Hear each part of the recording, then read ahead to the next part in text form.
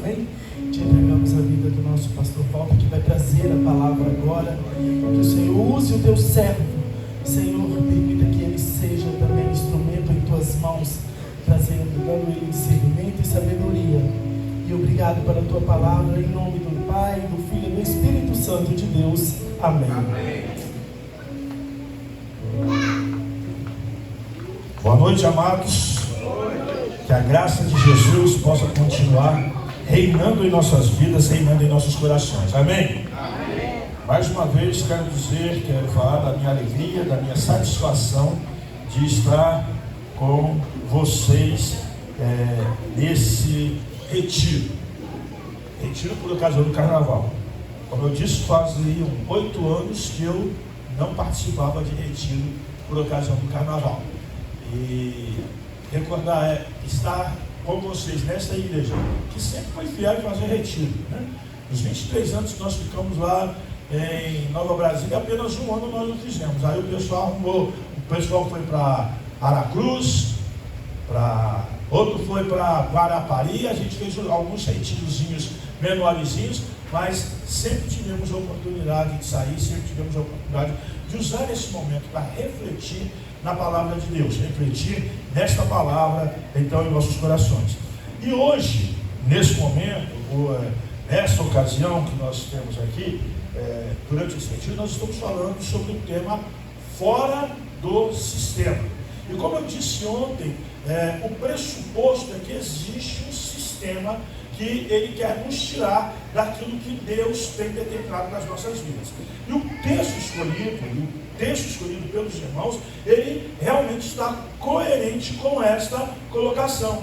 O texto lá de Romanos, capítulo 12, versículo 2, diz então que nós não devemos nos conformar a esse mundo, mas sermos transformados. 2 palavras tem ali. A palavra esquema, nós não podemos então entrar no esquema, mas nós precisamos ter a metamorfose, que é então uma transformação que Deus opera no nosso interior, para que nós possamos experimentar a boa, agradável e perfeita vontade de Deus.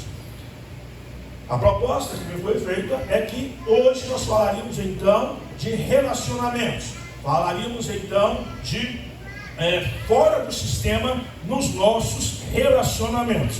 E nós continuaremos em Romanos 12. Aliás, quero assinalar que nós usaremos sempre Romanos 12 nesses 4 dias do retiro. Na verdade, nós vamos acabar fazendo um estudo exaustivo desse capítulo maravilhoso do livro de Romanos, que começa a seção ética da carta aos Romanos. Como eu disse ontem, a primeira parte da carta aos Romanos é a parte doutrinária, teológica. Aliás, Romanos tem sido conhecido como um dos mais profundos tratados de teologia da história. E ele é conhecido como o Evangelho da Salvação. E aí na primeira parte ele vai falar então da parte doutrinária, do conteúdo doutrinário, vai então nos transmitir o que Jesus fez, qual é a nossa necessidade. E agora nós então, a partir do capítulo 12, colocamos em prática. E aí eu quero usar esses versículos que estão aí. Romanos 12, de 1 a 3, 9 a 13 e 17 a 21. Eu estou com... Sou eu, né? Eu estou no comando. Vamos lá. Deixa eu ver aqui. É que nem sei que funciona, né? Funcionou. Então vamos juntos? Vamos juntos ler aí? Portanto, aliás, fiquem perto que eu vou falar no carro. Tá? Quem me conhece de Nova Brasília vai saber que eu vou falar no carro. Eu não. O Espírito Santo quer falar com você. Vamos juntos?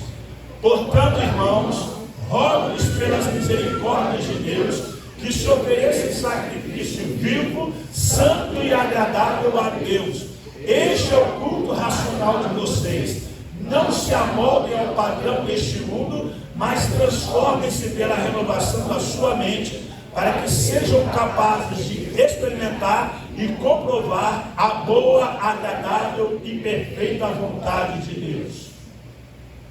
Por isso, pela graça que me foi dada, digo a todos vocês: ninguém tenha de si mesmo um conceito mais elevado do que deve ter, mas ao contrário, tenha um conceito equilibrado de acordo com a medida da fé que Deus lhe concedeu. O amor deve ser sincero. Odeie o que é mal, apegue-se ao que é bom, dedique-se uns aos outros com amor fraternal. Prefiram dar honra aos outros mais do que a si próprios.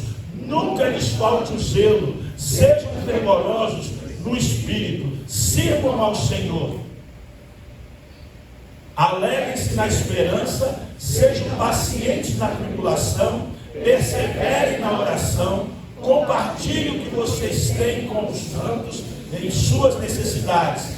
Não retribuam a ninguém mal por mal. Procurem fazer o que é correto aos olhos de todos. Façam o possível para viver em paz com todos.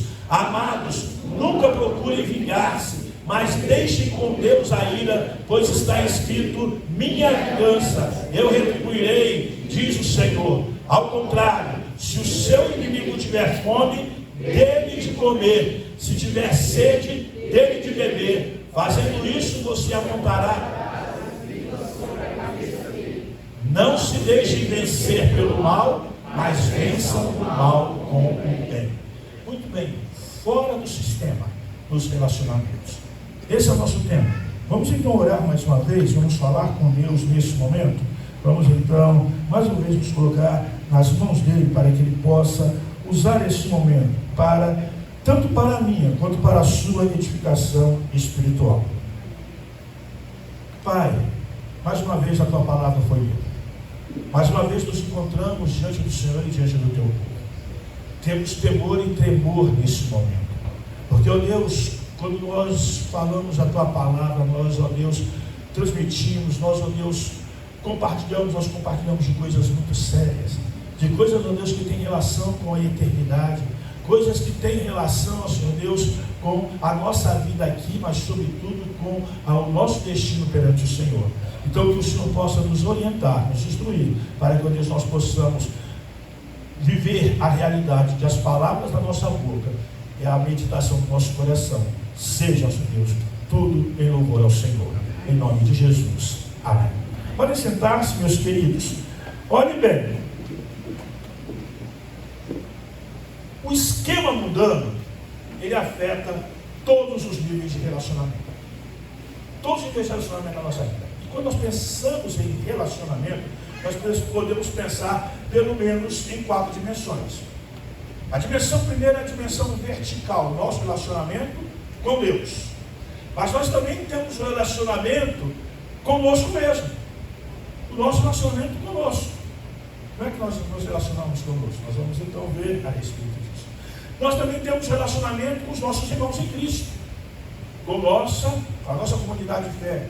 E nós temos relacionamentos com aqueles que não são dessa comunidade de fé e que estão indiferentes. Nós temos relacionamentos, inclusive, com aqueles que são inimigos da nossa comunidade de fé. É sobre isso que Paulo fala nesses versículos que nós acabamos de ler. Ele fala desses relacionamentos. E ele fala que esses relacionamentos não podem ser permeados, não podem ser influenciados, eles não podem estar submissos, eles não podem estar maculados com aquilo que é o sistema do mundo. Então, nosso relacionamento é com Deus, conosco, com a comunidade de fé, com os de fora e com os inimigos da comunidade dos cristãos. Então, a renovação da mente, que nós falamos ontem, ela que vai nos permitir viver esses relacionamentos de forma que agrade ao Senhor. O texto lá diz: renove a vossa mente. A verdade é que o livro de Provérbios, por exemplo, ele diz uma coisa muito interessante: que nós somos aquilo que nós pensamos, nós fazemos aquilo que nós pensamos. Eu costumo dizer a você que é de Nova Brasília, esteve lá há 8 anos atrás, quando eu ainda estava lá. Você sabe que eu uso uma expressão, né? Digo que ninguém fala nada sem ou pensa mal, ou pensa pouco ou pensa mal, mas que pensa. Você não refletiu, mas passou pela sua mente. A sua mente maquinou, a sua mente planejou mal, ou precipitou-se no planejamento, mas planejou. Porque senão você seria bicho, você não seria gente. Gente pensa, Agora tem gente que pensa muito pouco. Tem gente que reflete muito pouco. Tem gente que analisa muito pouco. E aí a gente que acaba tendo a sua mente manipulada. Faz aquilo que o mundo quer que ele faça. Faz aquilo que o mundo quer que ele faça nos seus relacionamentos. Na sua relação com Deus, na sua relação consigo mesmo, na sua relação com a igreja, na sua relação com aqueles de fora da igreja, com a sua relação até com aqueles que são inimigos da igreja de Jesus. E como é que o mundo age? E como é que o mundo age? A renovação da mente, que fala o versículo 2, ela implica necessariamente em uma nova perspectiva dos relacionamentos. Agora o nosso mundo é muito relacional, não é isso? É tão relacional, nosso mundo é tão relacional, que o camarada entra na internet, eu lembro do Facebook. Aliás, eu me lembro, o Jorginho lembra, do Flogão. Lembra do Flogão? Foi uma das primeiras redes sociais. O Flogão. Não lembro. Você lembra? Você instalou no meu computador. Vem cair fora, rapaz. Oi? Original, né? Era um compact. Né? Sim. Muito bem. E aí, nós depois aí chegamos para o Facebook. O Facebook agora é só de velho. Por isso que eu falo, eu gosto do Facebook. Eu fiz 61 anos, no dia 28 de dezembro, entrei na fase da velhice. Muito orgulho, porque a única maneira de não ficar velho, você sabe qual é? Morrer novo. Morrer novo. Então você quer ficar velho? Você quer ficar velha não? Então fica velho. Porque a única maneira de não ficar velho é morrer novo. Então você não vai ficar velho. Mas todo mundo que quer viver vai ficar velho. E eu estou velho com muito orgulho. Só que ainda não peguei a minha carteirinha para poder. E eu estou ficando muito chateado. Porque quando chega lá no trânsito, chega lá no estacionamento, eu só encontro vaga para idoso, eu não encontro mais vaga para gente nova. E aí, como eu não tenho lá um selinho, aí se eu meter meu carro lá dentro, meus cabelos brancos, eles vão me multar. Então eu quero. Então, olhe bem. Essa era a rede social, então, Facebook. No Facebook, aí lá tem a abazinha que você tem o quê? Amigos. Eu acho que eu tenho uns 2 mil amigos no Facebook. Mas é amigo coisa nenhuma. Porque amigo não é aquele lá que dá uma postadinha lá, dá uma curtidinha, dá um joinha. Amigo é aquele com quem você pode sentar, com quem você pode chorar. Aquele com quem você pode compartilhar a sua vida, aquele com quem você pode encontrar o apoio nas horas difíceis. Agora tem o Instagram. Instagram agora você tem seguidores. O trem é um negócio disso. Meu negócio, eu sou bom quando eu tiver muito seguidor. Né? E agora tem uma profissão. Eu fico assim, quem quer ser influencer?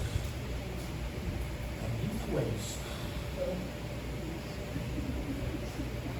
Eu estou influenciando as pessoas. E aí, Zygmunt Bauman, aquele sociólogo que eu citei ontem, ele disse que nós vivemos um tempo numa sociedade que é uma sociedade líquida. E porque ela é líquida, os relacionamentos também são líquidos.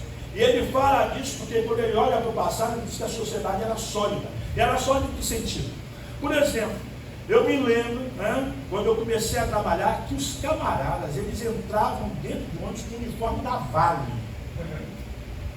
O camarada era funcionário da Vale do Rio Doce. E sabe que o funcionário da Vale do Rio Doce, quando ele terminava a sua carreira, ele tinha o direito de indicar um descendente dele para ir para a Vale do Rio Doce. O camarada ele tinha um emprego que era a vida inteira, para a vida inteira. Ele tinha então amigos que eram amigos a vida inteira. Ele tinha a mulher que era a mulher da vida inteira. A outra tinha um esposo que era o esposo da vida inteira. A sociedade de hoje acabou isso. Relacionamentos são líquidos. Eles são voláteis. Eles não permanecem. E isso é joia, porque fazer isso você é ser moderno, é você ser descolado.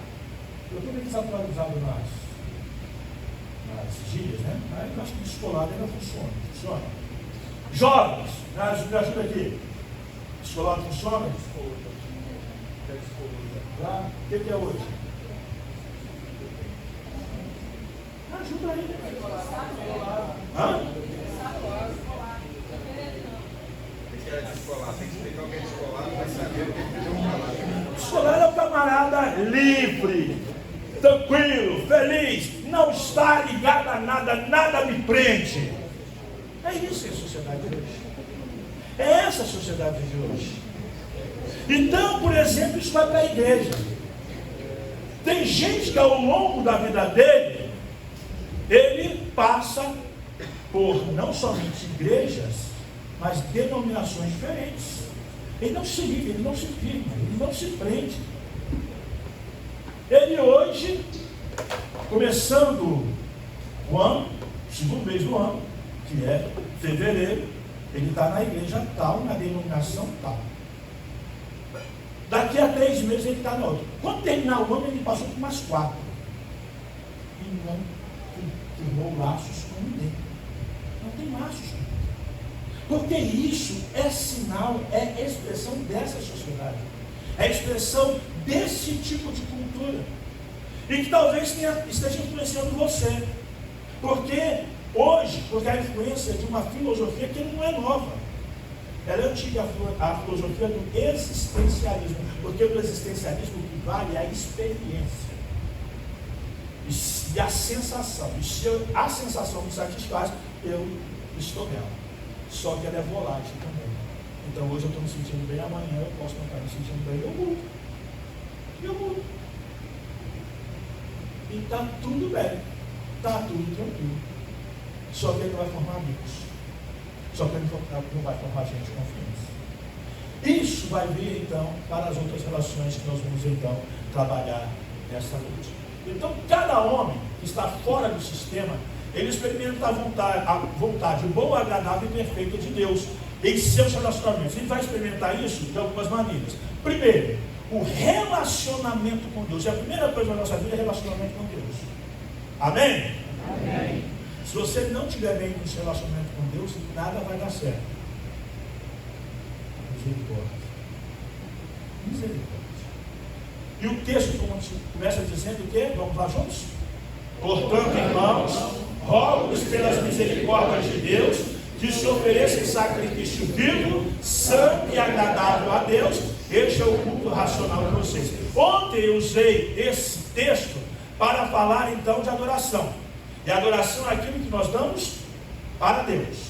Agora, relacionamento é aquilo que nós construímos com Deus. É aquilo que nós construímos com Deus.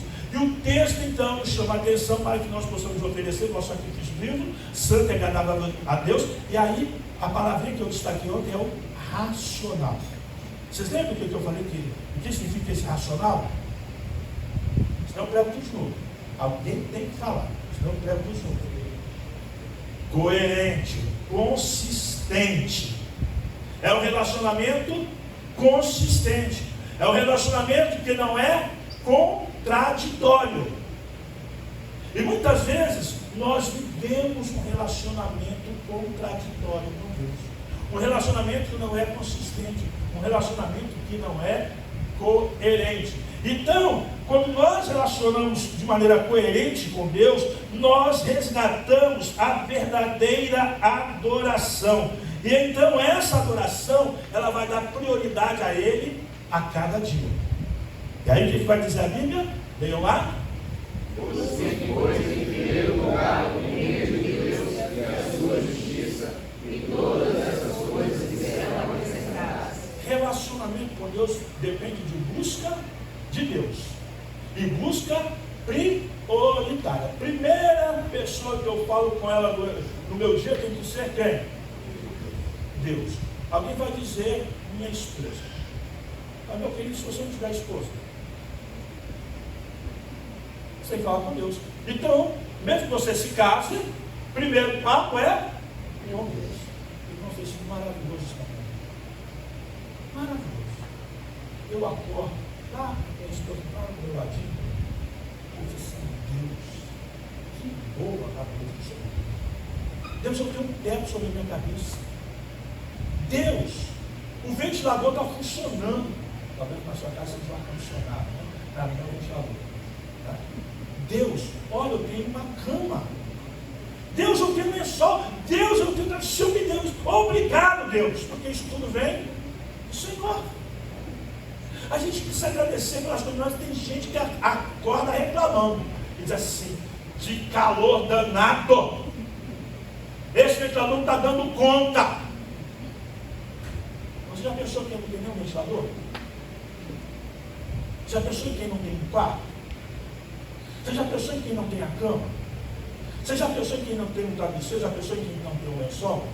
Já pensou naquele que vai sair da cama e não tem o que comer? E você tem? E você entra numa relação de gratidão, diz Deus, mas também numa relação de busca. Deus, obrigado. E aí, sabe o que eu faço todo dia? Lamentações 33, você conhece o que diz? Lamentações 33, 30. Lamentações 3, 33, não tem 33 capítulos lá, Lamentações só tem 6 capítulos, tá bom? Então, Lamentações 3, 33. O que diz lá? Quem lembra? Hã? As misericórdias do Senhor e não sermos consumidos. Elas se renovam cada manhã. Grande é a sua fidelidade. Todo dia que você acorda, a misericórdia de Deus se manifesta sobre você. Você merecia morrer. Você merecia nem ter dormido. Você merecia morrer. E Deus se levantar de novo. Deus te acordou, Deus te colocou em pé. Deus te colocou de volta. E você então tem que ter esse relacionamento onde você busca a Deus em primeiro lugar. E aí você se deleita em Deus. Olha o que o salmista diz: o Senhor é a minha força, o meu escudo, nele meu coração confia, dele recebo ajuda, meu coração exulta de alegria, e com meu cântico lhe darei graças. Ele está falando de deleite, de alegria na presença do Senhor, de estar alegre com o Senhor. Você já leu Salmo 23? Você sabe o que diz Salmo 23? Vamos lá, versículo 1. O Senhor é o meu pastor e nada me faltará. Aí a gente olha para esse texto, a gente pensa assim que Deus vai dar tudo que a gente quer, não é isso? Não é não. O que esse texto está dizendo é o seguinte: o Senhor é o meu pastor, e ainda que me falte tudo, eu tenho tudo, porque é dele que eu preciso. Ele é a satisfação da minha alma. Ele é o prazer do meu coração. Por isso que o texto vai dizer lá: ainda que eu ande pelo vale da sombra da morte, eu não vou temer mal nenhum. Por quê? Porque Ele está comigo. Porque o meu bem maior é Ele. O meu deleite, a minha alegria é Deus. Eu me relaciono com Ele. É como aquele indivíduo apaixonado pela vida. Enquanto está apaixonado, você é bonito, né? Isso é, antigamente, no meu tempo, escrevia carta. Maria, quantas cartas eu escrevi? Cadê Maria? Cartas e cartões? Hã? 450. Um dia eu dei um cheque para Maria. Deu um cheque, eu não tinha um tostão no banco. Achei assim: minha querida, com esse cheque eu te entrego todo o meu amor.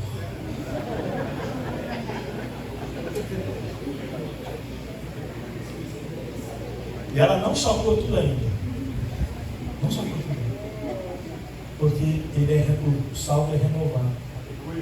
Quando a gente se relaciona com Deus, a gente tem que ter essa atitude: Deus, eu te amo. Você já falou para Deus que você ama Ele? Você já falou? A gente canta Ele me ama, mas a gente tem que cantar Eu te amo. Dizer para Deus que a gente ama. Dizer para Deus que Ele tem tudo de nós, que Ele quiser de nós, Ele pode ter. É um relacionamento, e esse relacionamento, assim como aquele relacionamento antigo, que se escrevia 450 cartas para namorada, Hoje parece ser careta o nosso relacionamento com Deus. Dizer, Deus, eu te amo. Deus, eu te adoro. Então, nós precisamos reconstruir esse relacionamento com Deus. E aí, o versículo lá de Lamentações 3, 22, 23. Vamos ler juntos? Graças ao grande amor do Senhor é que não somos consumidos, pois as suas misericórdias são inesgotáveis, renovam-se a cada manhã, grande é a sua fidelidade. Esse relacionamento é um relacionamento que não acontece somente nos dias santos. Eu tenho crente que é só crente domingo e domingo à noite.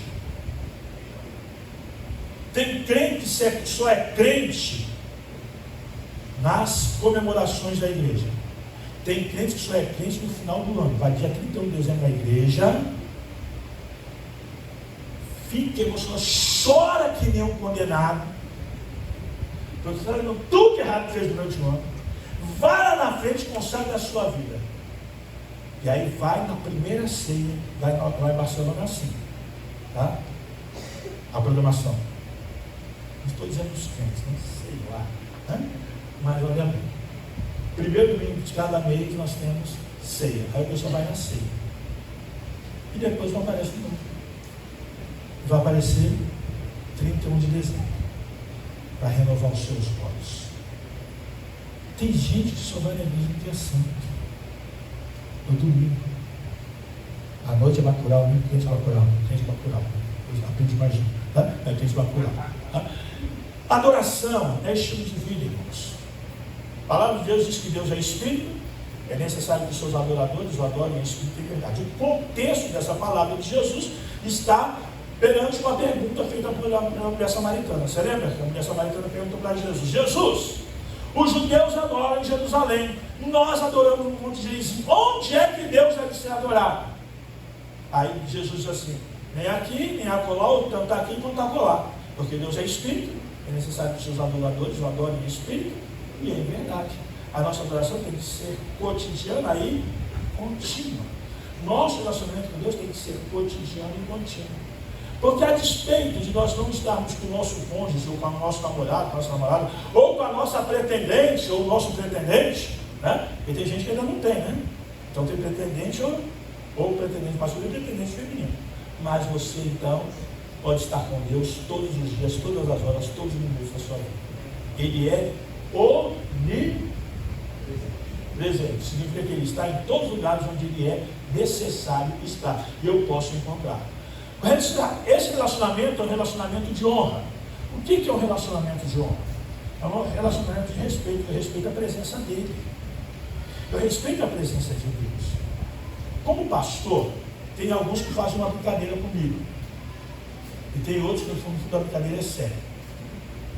Aí eles estão lá no bate-papo, aí eu estou chegando assim, pastor chegou. Aí eles assim vão ficar se comportar direitinho, né?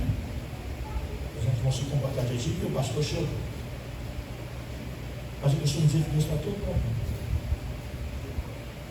Ele está todo mundo. A gente precisa honrar a presença de Deus. O nosso relacionamento é precisamos de honrar a presença de Deus. Porque diante daquele que nós amamos, nós nos respeitamos.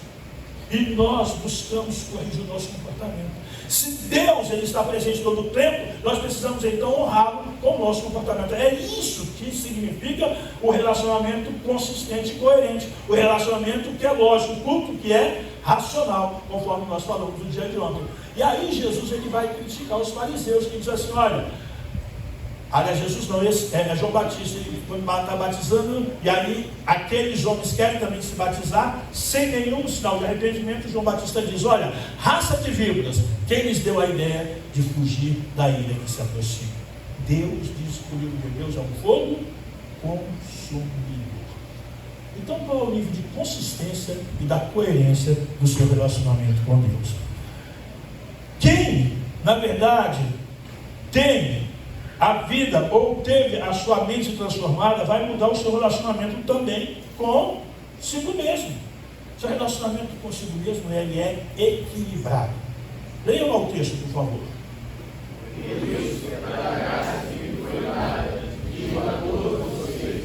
Ninguém tem de si mesmo um conceito mais elevado do que deve ter, mas ao contrário, tem um conceito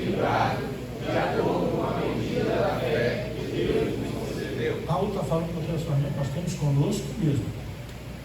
É interessante isso quando você lê, por exemplo, o maior dos mandamentos de Jesus qual é? Amar a Deus sobre todas as coisas. E o segundo semelhante a esse? Amar ao próximo como a ti mesmo. Uma leitura que a gente pode fazer desse: amar ao próximo que é semelhante a você. Se eu não amo a Deus, e se eu não me amo de verdade, eu sou incapaz de amar o outro. Então, nós precisamos ter um conceito equilibrado, e esse conceito equilibrado tem que nos corrigir de dois extremos. O primeiro é de pensar de nós mesmos mais do que convém. Tem gente que se acha. Tem gente que você vai conversar com ele e enjoa. Porque em tudo ele é bom. Em tudo ele é o melhor. Ele foi a melhor criança, ele foi o melhor jogador de bola de gude, ele fazia as melhores pipas, soltava as melhores pipas, ele é o cara. E agora ele continua sendo. Só que ninguém pode perguntar as testemunhas. Ninguém pode perguntar as testemunhas. A gente não pode ter um conceito mais elevado que nós mesmos. A gente não pode se achar. Isso significa, meus irmãos, que é soberba. Isso é complexo de superioridade. E na verdade, o complexo de superioridade é o complexo de inferioridade disfarçado. Onde a gente disfarça as nossas frustrações e tenta parecer melhor do que nós somos e melhor do que os outros. Nós precisamos ter um conceito equilibrado. O segundo erro é pensar menos do que se é, que é o complexo de inferioridade. É a síndrome do gafanhoto. Não sei se vocês se lembram. Eu acho que vocês se lembram. Vocês não estavam lá, mas a Bíblia diz que vocês já viram. Quando o povo de Israel, os espias de Israel, foram visitar a terra prometida, eles observaram e voltaram para falar com Moisés. 12 deles disseram assim: a terra é top das galáxias, é maravilhosa. A gente viu gente carregando cacho de uva como através dos dois. Um vão que era o tamanho de uma manga. A terra é boa. Mais 10 viraram e disseram assim: mas não vai dar certo. Os habitantes daquela terra são gigantes. E diante dele, nós nos sentimos como gafanhotos. Aliás, nós somos gafanhotos. Tem gente que o seu conceito desequilibrado o leva a ter um pensamento de inferioridade. E você nunca é tão gafanhoto quanto você acha que você é. Quando você acha que você é gafanhoto mesmo. Quando você se subestima. Meu querido, quem é crente em Cristo Jesus aqui, diga amém. Amém. Amém.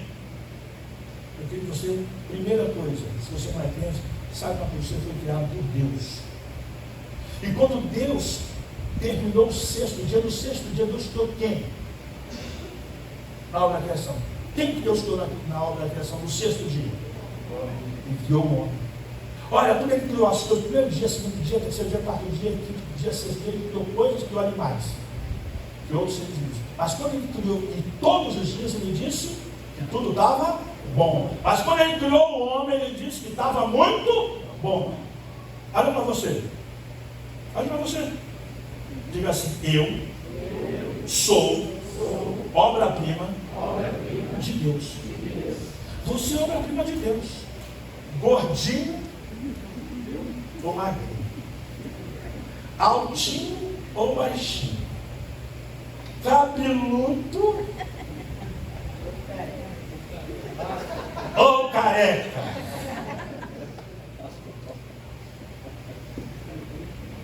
E o fato está voltando ao seu nascituro. Ele nasceu careca e está morrendo careca. Eu, por exemplo, estou sendo arrebatado aos poucos. Meus cabelos assumirem, eu vou encontrá-los lá na eternidade. É arrebatamento, tá? Eu estou sendo arrebatado. É aos poucos, só que comigo é aos poucos. Compramos como a neve. E aí, isso aí, parecidos com Jesus? Ok. Para de heresia. Vamos lá. O momento da heresia acabou. Né? Mas a verdade é, irmãos, que você, no âmbito da criação, o homem é, então, a teologia diz que o homem é a coroa da criação. O homem é o mais importante da criação de Deus. Mas nós temos um mundo que tem rebaixado o homem. Os animais hoje estão valendo mais do que o homem. Se há um assassinato, se o indivíduo comete um assassinato, ele foge do flagrante, ele não é preso. Mas se ele mata um urubu, o flagrante não acaba. Ele vai ser preso. E o crime é inafiançável. É o que esse mundo faz. Esse mundo nos rebaixa. Esse mundo tira o valor daquilo que Deus dá valor. E sabe que Deus te deu um grande valor? Porque Deus mandou Jesus para morrer por você. O Júnior, adolescente Júnior, tem um negócio interessante. O adolescente Júnior gosta de fazer pergunta. Aí, Júnior e adolescente já perguntou se no céu tem cachorro.